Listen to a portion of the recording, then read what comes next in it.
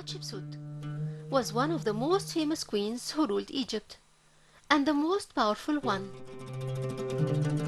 Her rule was a highlighted part not just in the history of the 18th dynasty, but in the history of ancient Egypt as a whole. She is the daughter of King Thutmose I and Queen Iahmes, and the legitimate inheritant of the throne, for there were no male inheritance. But she had a step-brother from her father, who is Thutmose II. He was the son of a secondary wife called Mut-Nefret, and he had no choice but marrying Hatshepsut to sit on the throne.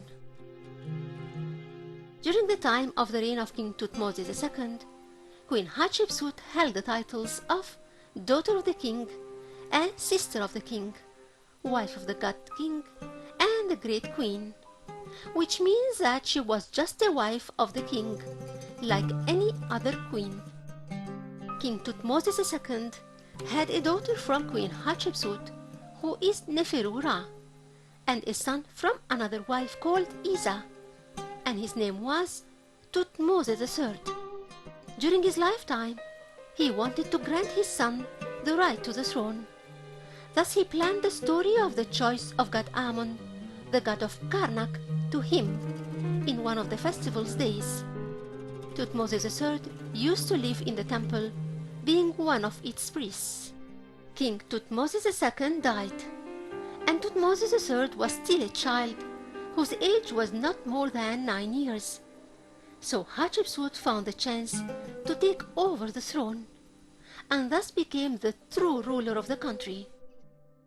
The circumstances in the beginning may have forced her to take him as a co-regent in ruling.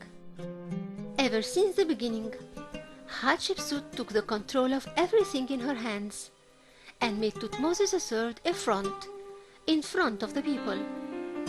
His name appeared occasionally in the official documents, but in few years, and after the 9th year, his name disappeared, and she ruled alone for 13 years, in addition to the first 9 years, in which Thutmose III was her co-regent. Queen Hatshepsut appeared in the scenes as a queen of Upper and Lower Egypt, dressed as a man, to prove that she was ruling just like any king.